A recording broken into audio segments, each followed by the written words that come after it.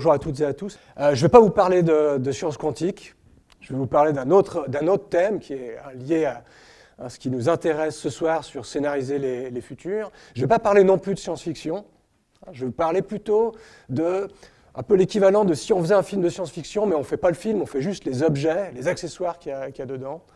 Alors évidemment, la démarche est différente, mais je vais vous parler de design fiction. Alors pour introduire ce terme que certains ou certaines d'entre vous connaissent, je vais utiliser pas mal d'exemples liés à ma propre pratique avec mes collègues de Near Future Laboratory, et notamment de partir du genre de sollicitation qu'on a. Pourquoi on a fait ça? Pourquoi on fait des projets de design fiction avec, de manière extrêmement simple, un point de départ qui est souvent technologique. Alors là, j'ai juste fait un fichier des thèmes sur lesquels on est sollicité, tout un ensemble de thématiques avec lesquelles vous êtes certainement familiers, des thématiques, Internet des objets, ça c'était un peu il y a longtemps. C'est marrant, il y a la 4G, la 5G, là en ce moment, il y a certainement la 6G qui arrive. Et globalement, les raisons pour lesquelles on est sollicité par différents clients, qui peuvent être à la fois des entreprises privées, des grands comptes, des entreprises de taille moyenne, mais aussi des organisations publiques. On travaille pas mal, notamment avec des municipalités ou des structures plus régionales. Et en général, les questions sur lesquelles on est sollicité, c'est ce que j'ai mis ici. En gros, comment une des technologies qu'elle a derrière va avoir un impact sociétal, va changer la vie des clients, des citoyens, des citoyennes, comment ça va transformer l'activité de l'organisation qui nous sollicite, quel type de produit ou de service pourrait être amené à apparaître, comment les gens en général vont réagir à cette technologie. Et je tiens en fait que la façon dont elles sont formulées, c'est vraiment le genre de choses qu'on a par email, au téléphone. Enfin, c'est ce niveau de généralité. Quel problème ou quel risque anticiper, etc., etc.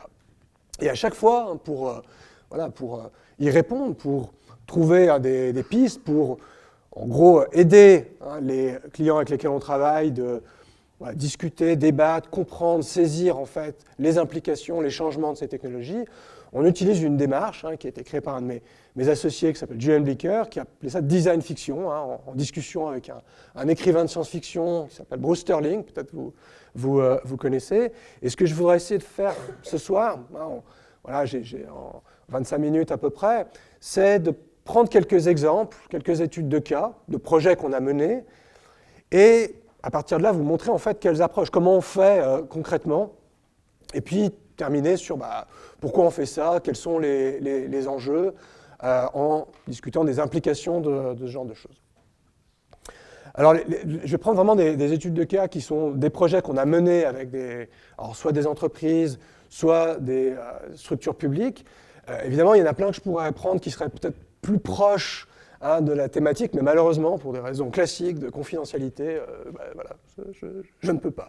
Alors, j'aurai plusieurs exemples qui sont liés à un thème sur lequel on nous a pas mal sollicité il y a 4-5 ans, peut-être 5-6 ans, qui sont les véhicules autonomes. Je pense que vous voyez un peu ce genre de choses.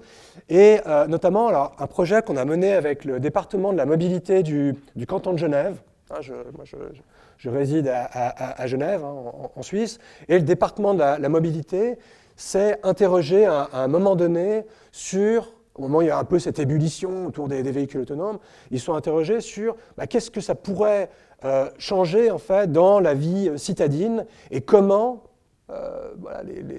les Genevoises pourraient avoir à subir ou à s'approprier ces technologies et souhaitaient donc, le département de la mobilité souhaitait avoir un débat public sur ces technologies, et qui sont plutôt de l'ordre du produit ou du service. Et ce qu'on a considéré avec eux, c'était le fait de créer quelque chose, un objet fictif, qui serait comme si on était déjà un certain temps dans le futur, et qui matérialiserait des enjeux, des problématiques liées aux véhicules autonomes. Donc ce qu'on a produit, et là je vais direct sur la finalité, un exemple de projet de design fiction a constitué à créer une carte du canton de Genève pour les véhicules autonomes.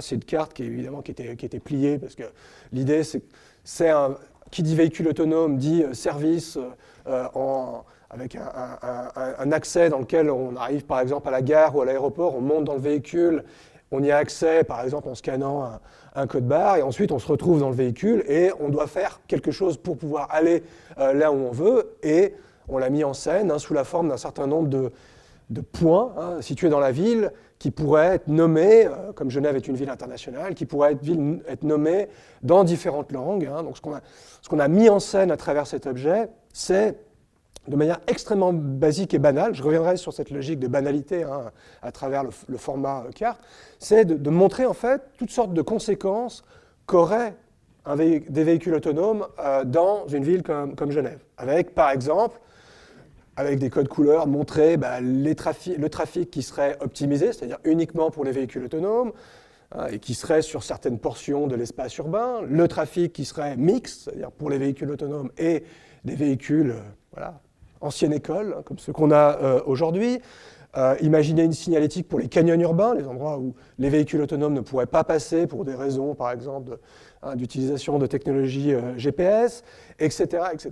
Alors, je ne vais pas rentrer dans le détail, mais l'idée, c'était de créer un objet qui soit parlant, accessible pour un public très très large, citoyennes du canton de Genève, et qui leur permette de saisir qu'est-ce que c'était que cette espèce d'objet abstrait qu'étaient à l'époque les véhicules autonomes et qui étaient décrits dans la presse, dans les médias, d'une façon alors, parfois technique, parfois un peu avec des promesses, on va dire, un peu survendues.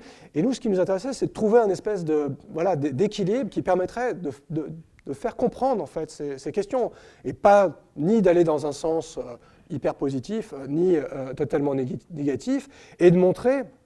Je finis là-dessus sur l'exemple du véhicule autonome, de montrer aussi qu'à travers des services de véhicules autonomes de ce genre, il y a des questions qui se posent, qui ne sont pas toujours posées, en tout cas dans la manière dont les médias en discutaient. Par exemple, la question de l'énergie. Et comme on est dans un pays, on a fait ça dans un pays comme la Suisse, dans lequel il y a souvent des votations, on a souvent des débats publics, on se disait que sur la carte sur le véhicule autonome, il pourrait y avoir effectivement des considérations de type, une votation à venir sur avoir de nouvelles centrales nucléaires ou une loi sur l'énergie. L'enjeu étant pas de dire dans le futur c'est comme ça que ça va se produire, mais plutôt de rendre attentifs les gens qui ont eu accès à cet objet, à toutes sortes de considérations qui leur fait comprendre ce que c'est que les conséquences du véhicule autonome pour l'espace urbain dans le canton de Genève. Et donc c'est un objet qui a été produit pour, en gros, un moment de dialogue public qui avait lieu dans un festival urbain qui s'appelle Explore, qui a lieu chaque année à Genève, dans lequel il y a toutes sortes d'ateliers avec la population pour les faire discuter, débattre de toutes sortes d'enjeux.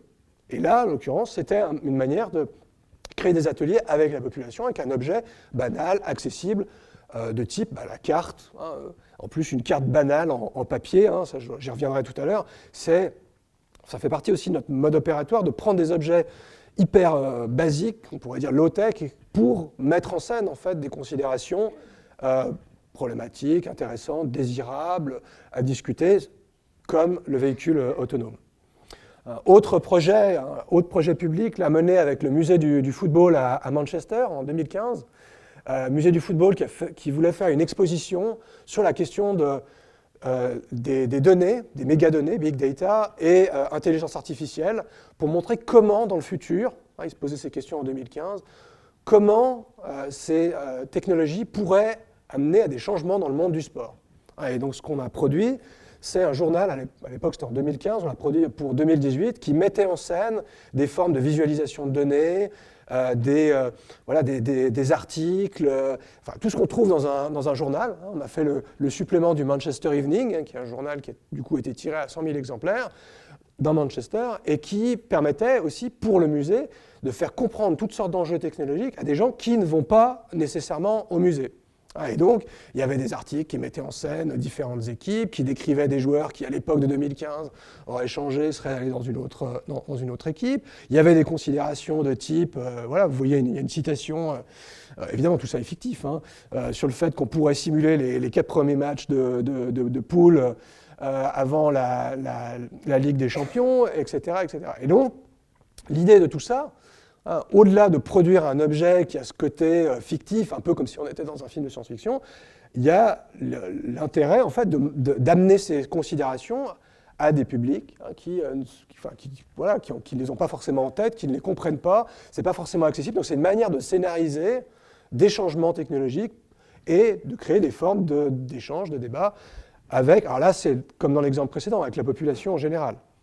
Dans un dernier exemple, alors là c'est une société que vous connaissez je pense, qui s'interrogeait c'était il y a 7-8 ans sur la manière dont les objets connectés et les technologies de l'époque, autour de 2014-2015, pourraient amener, pour cette entreprise suédoise, à reconsidérer la façon dont elle vend des choses, qui sont en général des produits, pas toujours, plutôt des produits que des services, et avec une dimension technologique plutôt faible. Et donc ce qu'on a fait avec alors c'est une collaboration avec un laboratoire d'informatique de l'université de Stockholm, Kista, et le département de la communication d'IKEA, c'est de produire cet objet qui est quasiment aussi imprimé que la Bible, qui maintenant ne sera plus imprimé, qui est le catalogue IKEA, avec une manière de mettre en scène, là aussi de façon extrêmement banale, qu'est-ce qui est plus banal que le catalogue IKEA, un certain nombre d'objets qui sont qui décrits avec tout le vocabulaire de cette entreprise, avec un nom vaguement scandinave, avec des prix, et donc avec tous ces codes qui permettent de mettre en scène, typiquement, au lieu de dire le futur c'est un lit connecté, on fait la pub pour... on fait le catalogue IKEA dans lequel on voit, avec le prix, comme il y a un abonnement, on se rend compte qu'un lit connecté nécessite une forme d'abonnement, et par des petits ingrédients de détail, on montre ce que ça signifie concrètement. Et là, l'objectif, ce n'était pas tourné vers les utilisateurs et utilisatrices finaux, c'était pour créer une forme de discussion en interne sur la stratégie et la communication d'IKEA par rapport à des enjeux de faisabilité, de stratégie, de choix, de développement technologique, de trajectoire technologique ou non, d'investir ou pas, sur des considérations qui pourraient les amener à développer certains produits ou services. Ce n'est pas du tout de dire, le catalogue de demain c'est ça, il faut qu'on aille dans cette direction. C'était plutôt pour les amener à rendre plus tangibles et accessibles des types de technologies, on pourrait dire d'offres de services basées sur des technologies qui pourraient être plus ou moins pertinentes. Donc, s'il fallait donner une définition, parce que je me suis un peu gardé jusqu'à maintenant de donner une définition de design fiction, c'est une pratique qui consiste à créer des objets tangibles. Vous avez vu, extrêmement basiques, des cartes, des manuels, qui sont des prototypes qui permettent d'évoquer des futurs possibles. Et le but, ce n'est pas de le faire pour la beauté du geste ou parce que c'est rigolo, mais c'est parce que ça s'inscrit en fait dans des processus de découverte des conséquences de ces décisions qui pourraient être prises. Alors ça peut être évidemment des conséquences différentes quand il s'agit d'organisations publiques, d'organisations culturelles ou d'entreprises, mais c'est toujours au service de. La finalité, ce n'est pas de produire ces objets-là, c'est d'amener à préciser, à nuancer, à cadrer des échanges, des débats, des prises de décision sur des technologies, des changements, parce que parfois ça peut être aussi lié aux changements environnementaux, de société, mais des changements qui sont tellement gigantesques ou tellement abstraits que c'est difficile à saisir ce que ça signifie. Et je pense par rapport à ce qu'on discute ce soir, les sciences quantiques, ce n'est pas toujours ce qu'il y a de plus tangible, donc ça peut être intéressant d'utiliser ce genre de démarche pour essayer de le préciser ou de créer une forme de débat et de discussion. Alors comment on fait ça? C'est, je pense, une question qui est aussi intéressante. Ça, c'est le second chapitre dans ma présentation. C'est pas forcément une démarche au sens, il y a 5 étapes, on les suit et on y arrive. Il y a plutôt un mouvement de va-et-vient entre différents pôles qui sont un pôle de compréhension, d'exploration, d'enjeux qui peuvent être techniques, technologiques, sociétaux, un pôle qui serait plutôt lié à de la mise en forme, comme j'ai montré à travers ces formes qui étaient ici, et puis un autre qui consiste à mettre ça ensemble et à prototyper. Alors pour prendre un exemple, je pense que c'est important d'utiliser des exemples pour comprendre.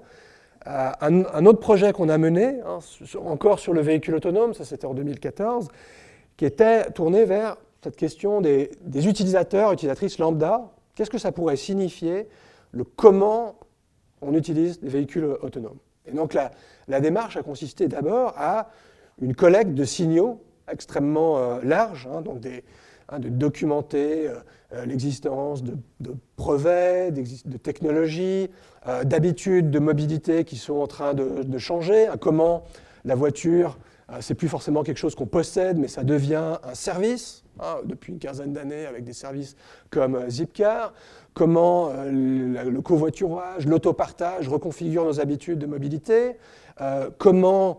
Là, il y a toute une profusion de littérature, on n'a pas besoin de faire d'enquête de terrain. Sur la question de l'automatisation, il y a 30 ans, 40 ans de travaux sur les différents niveaux d'automatisation des fonctions du véhicule, hein, qu'il s'agisse de la boîte de vitesse, de l'autoparkage et évidemment des véhicules autonomes d'aujourd'hui. Donc on va aller faire une veille documentaire, hein, sur des travaux de recherche qui peuvent être soit technologique, soit plutôt de l'ordre de l'interaction humain-machine.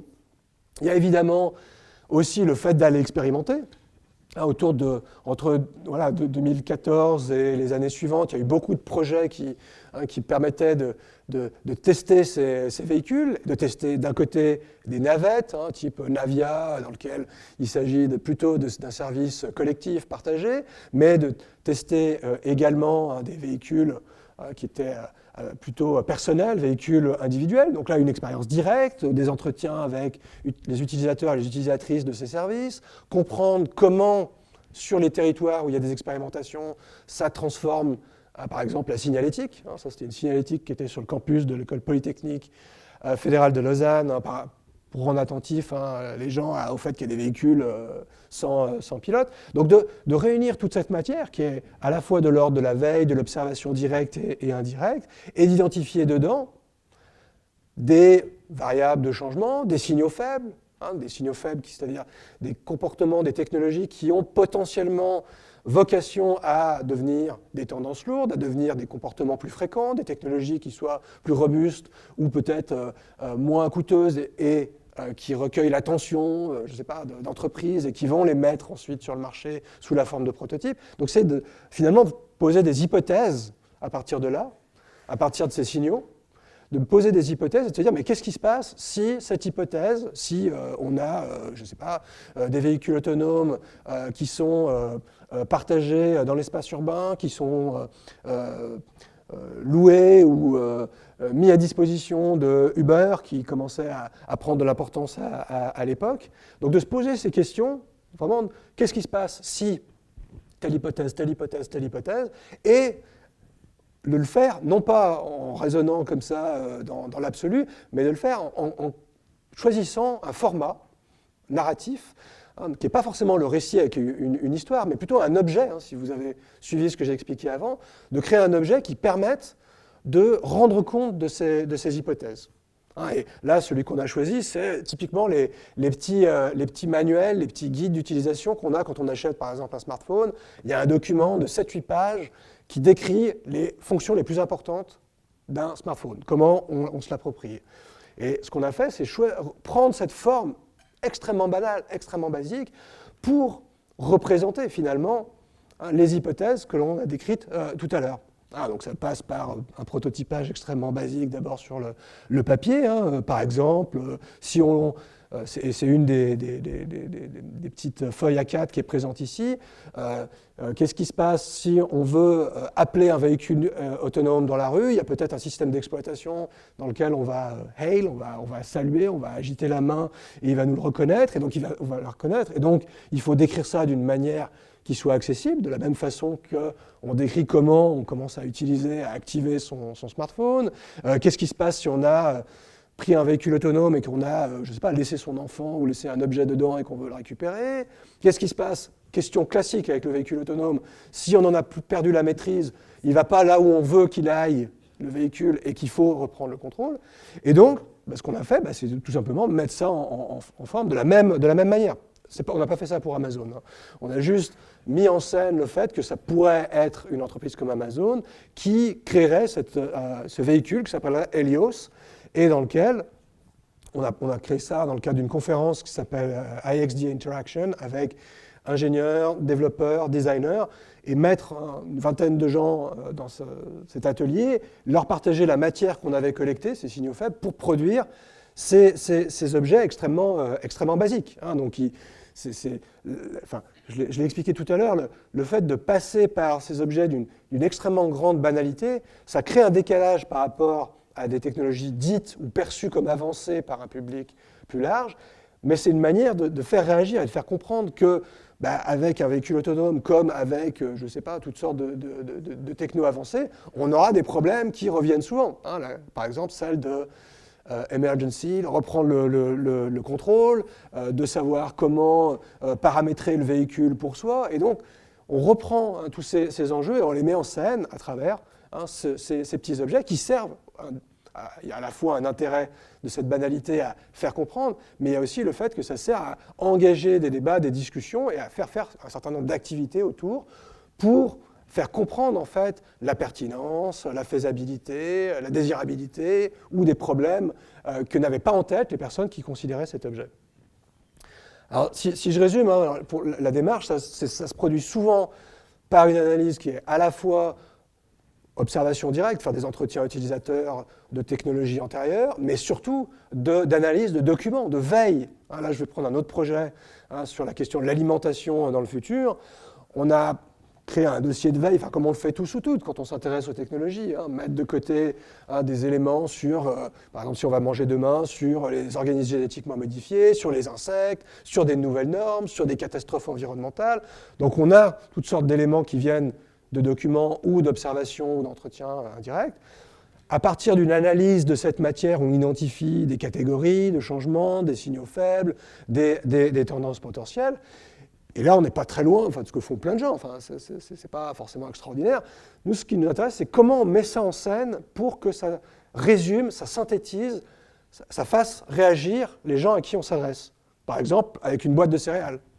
En prenant des objets vraiment de cette espèce de banalité de la vie de tous les jours, en utilisant un objet que tout le monde connaît, la boîte de céréales, en mettant en scène dessus différents ingrédients sur, voilà, qu'est-ce qui se passe s'il y a des organismes génétiquement modifiés, il y a peut-être des nouvelles certifications, il y a peut-être des manières de scanner offertes par certaines entreprises biotechnologiques pour s'assurer de la qualité, entre guillemets, de ces produits. Il y a peut-être des nouvelles nations qui deviennent leaders dans cet environnement. Donc là, en gros, c'est une manière de faire comprendre la tonne de documents et de rapports sur la question en mettant en scène un objet parmi plein d'autres, parce qu'on pourrait en avoir plusieurs pour montrer des scénarios différents, ce que serait que de l'alimentation avec des insectes génétiquement modifiés.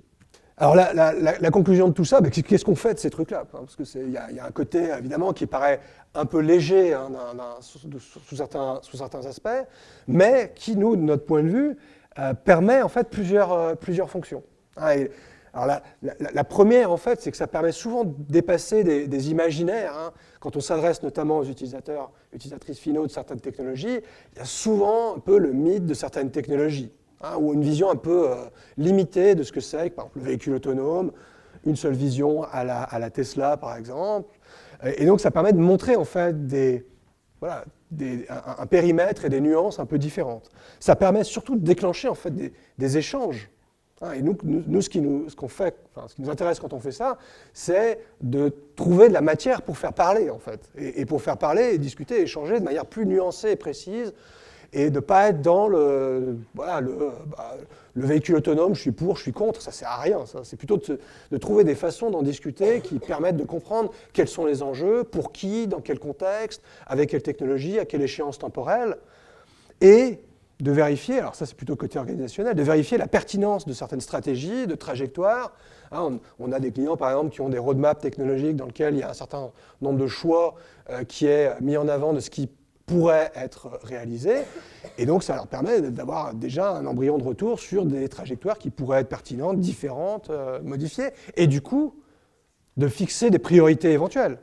Par exemple, en prenant des choses qui sont représentées dans les scénarios qu'on a mis là, en se disant est-ce qu'on les évite, est-ce qu'il faut tendre vers ce qui a été représenté dans cette design fiction, et s'il faut tendre vers ça, par exemple dans le projet IKEA, qu'est-ce qu'on fait dans 7 ans et maintenant? Est-ce qu'il faut qu'on investisse dans telle direction? Est-ce qu'il faut qu'on acquiert certaines compétences pour pouvoir, je sais pas, faire des services connectés dans la sphère domestique, etc., etc. Un backcasting, c'est comme quand on lance sa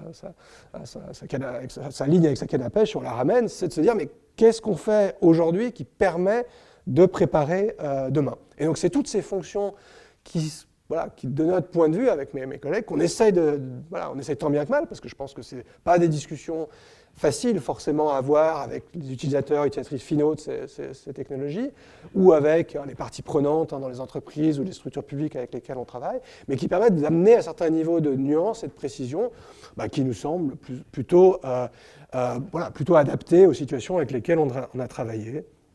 Et on a mis ça en scène, on décrit tout ça dans un ouvrage qui permet d'essayer de décrire ces démarches et ces méthodes de manière plus précise. Voilà, je vous remercie. Un grand merci, Nicolas Nova. Parfait.